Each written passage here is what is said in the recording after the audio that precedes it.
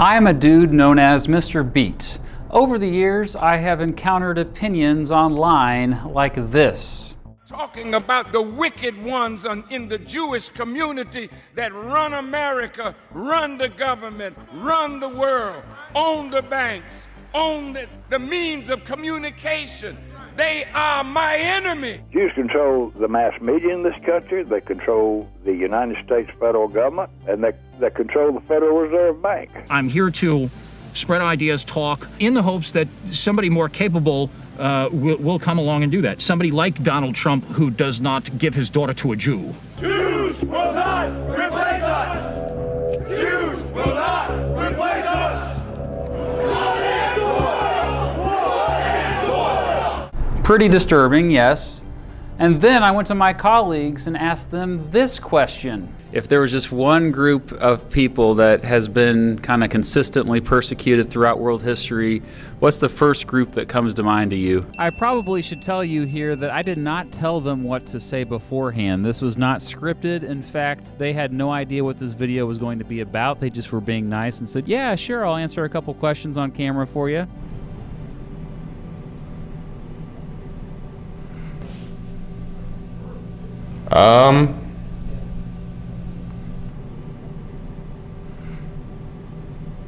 The Jewish population.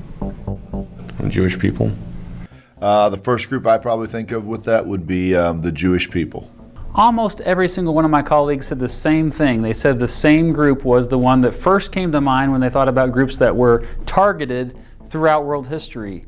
And even though Jews make up less than 1/4% of the total world population, they do seem to come up a lot as a group that is consistently targeted, no matter where we're talking about, no matter what time period, including the present. What causes anti-Semitism? Because for the most part, they're ignorant of what it really stands for. We always have a habit when times get tough of blaming things that we don't know for the reason why things go wrong.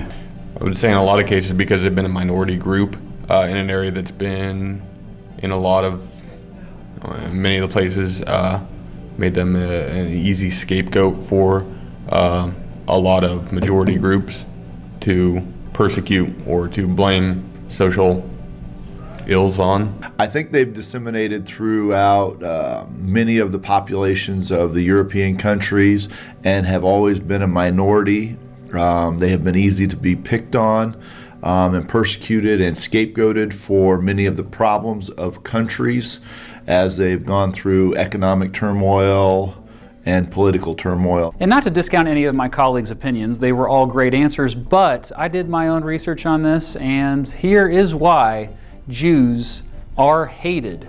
But before I dive into it, I want to let you know that I am making this video alongside Grant Hurst, a fellow EduTuber who just released a video about the history of the Jewish people, so be sure to check that out after this one. Before we look at why people hate Jews, also known as anti-Semitism, we need to define Jew. A Jew is someone who identifies with the cultural community whose traditional religion is Judaism, who traces their ancestry to the ancient Hebrew people of Israel, all the way back to Abraham. Jewish people are considered an ethno-religious group, both an ethnic group and a religion. There are plenty who identify as Jews yet are not religious. Israel's Law of Return, which is the law that gives Jews the right to visit and be a citizen of Israel, says a Jew is someone with either a Jewish mother or who has converted to Judaism. Anyway, during the time of Jesus in ancient Israel, many were of course Jewish, including Jesus himself. After Jesus died,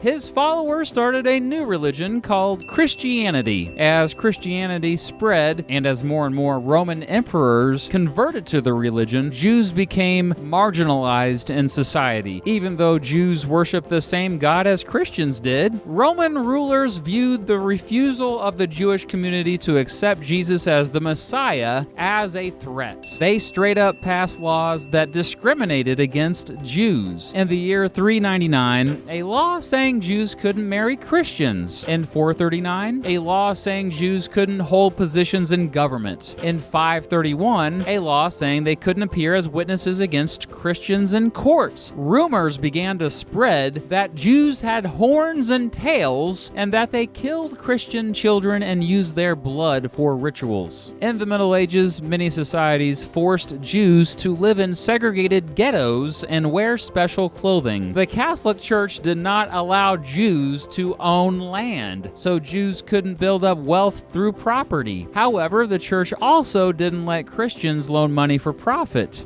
Jews could, so they often turned to moneylending to build up wealth. Due to the fact that nearly every moneylender happened to be Jewish, this ended up creating a stereotype that Jews were greedy. I mean, people who loan money and charge interest throughout history have rarely been seen in a positive light, am I right? Christian rulers used Jewish money to build extravagant churches and build up armies. By the 11th century, Christianity dominated Europe, and the main minority religion was Judaism. Jews seemed to be the one group Christians could not convert, seen as outsiders. By this time, the Catholic Church was even teaching that Jews were responsible for the death of Jesus, and then the Black Death. During the 14th century, the bubonic plague spread quickly across Europe, killing around a third of its entire population. Since this was before science, people had no idea what was causing it. Due to superstition and fear, and without any evidence whatsoever, Christians blamed Jews for causing the plague, accusing them of poisoning wells to spread the disease. Probably one reason why Jews seemed to be a scapegoat was because they were not dying from the plague as much as Christians.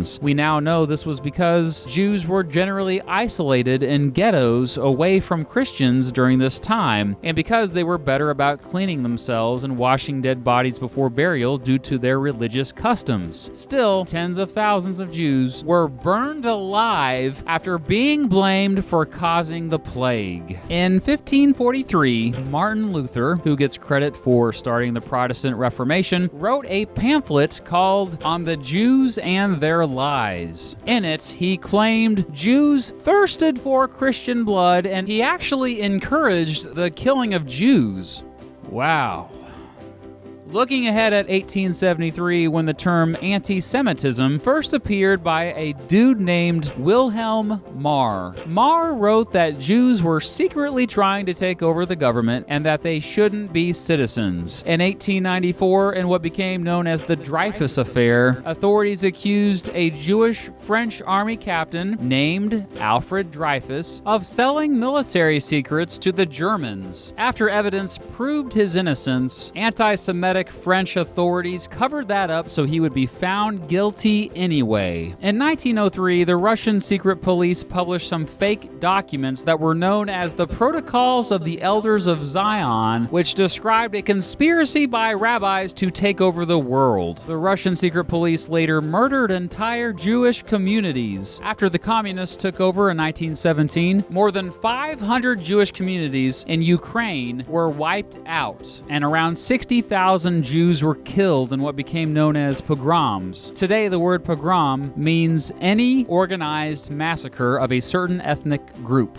Then there is probably the most famous and horrifying genocide in world history, the Holocaust, during Adolf Hitler's reign of terror. He and his fellow Nazis blamed Jews for all of Germany's major economic and social problems after World War I. At the time in Germany, anti-Semitism seemed to be everywhere. The Nazis killed up to 6 million Jews during the Holocaust, most of them in extermination camps and concentration camps. The world was shocked to find out about the Holocaust, and fortunately, anti-Semitism declined after World War II. Based on all the attacks on Jews throughout history, for centuries, many Jews like Theodor Herzl argued that the only way to escape persecution, discrimination, and genocide was to create a Jewish state, specifically in Palestine, an area where historically Jews lived, and the location of ancient Israel. The movement to try to get Jews to return to Palestine to live and establish their own society was known as Zionism. Thanks to the efforts of people like Herzl, the Zionist movement grew, and Great Britain got on board. In 1917, in the Balfour Declaration, Great Britain announced it was establishing a, quote, national home for the Jewish people in Palestine, an area Britain now controlled after the fall of the Ottoman Empire in World War I. At the time, only about 4% of Palestine was Jewish. As more and more Jews moved to Palestine in the 1920s and 1930s, resentment grew among the local Arabs in Palestine, who grew to hate Zionism as a threat to their homeland. You could say Zionism entered the mainstream after people found out how the Nazis had treated the Jews before and during World War II. Many around the world embraced Zionism after the Holocaust, and Britain asked the newly formed United Nations to step in regarding what to do with Palestine. The UN proposed 2 states in Palestine, an Arab one and a Jewish one. At the time, Jews made up only a third of the population of Palestine and owned only 6% of the land. However, the UN's 2-state solution called for 55% of the land area for the Jewish state. On May 14, 1948, leaders announced the creation of the State of Israel, which immediately caused a war with neighboring Arab countries. Israel held back those Arab forces, but it ended up causing more than 700,000 Palestinian Arabs to flee their homeland. Why do I bring up modern Israel? Well, while much of the anti-Semitism that exists today has its roots in the Middle Ages, a lot of it boiled over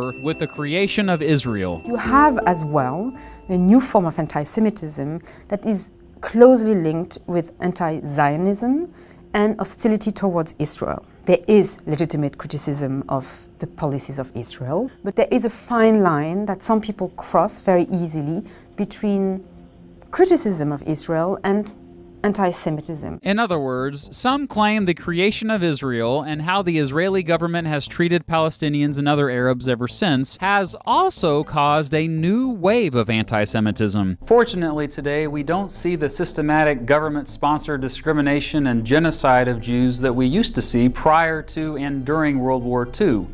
However, hop online and you will still see lots of hatred of Jews. There are lots of anti-Semitic groups that still exist around the world, and chances are you will see below this very video anti-Semitic comments. Go ahead and check it out, I'm sure they are there.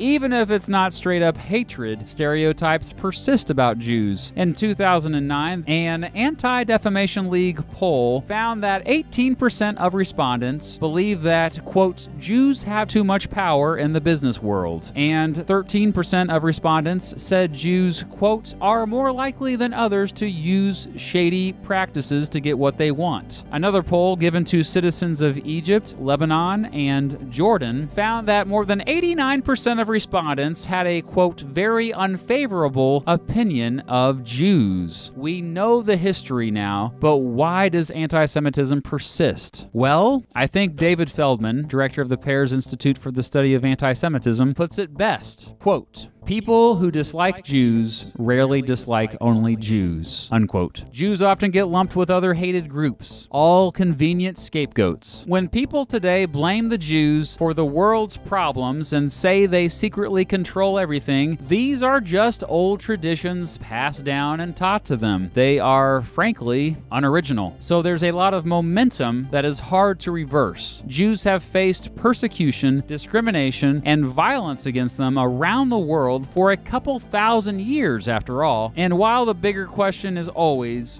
why do people hate others? It's important to also ask why specific groups are constantly targeted. Jews have constantly been one such group. As you watch this video right now, there are fathers somewhere in the world teaching their sons to hate Jews at this very moment. Anti-Semitism, unfortunately, persists. And it's up to us to make it a thing of the past.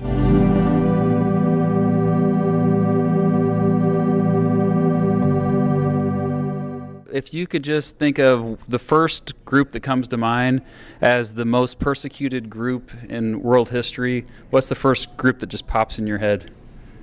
Christians. Okay. Interesting. All right. Well, this video is about anti-Semitism, so he just totally messed it up. Thank you to Mr. McClellan, Mr. Sandberg, Mr. Tieroff, and Mr. Frost for helping me make this video. And this was not an easy video to make. I spent a lot of time researching and writing the script, and this is not something I take lightly. So please let me know if you have anything to add to the video below. I know I was taking a bit of a risk making a video like this, so just try to be civil in the comment section. How should we solve the Arab-Israeli conflict? Let me know in the comments below. Also, a reminder to check out Grant Hurst's new video that he made that is also released today about the history of the Jewish people. I have linked it below. And finally, a shout out to my 2 newest Patreon supporters, Sergio and Pedro. Thank you so much. Next week, I return with a new episode for the Compared series.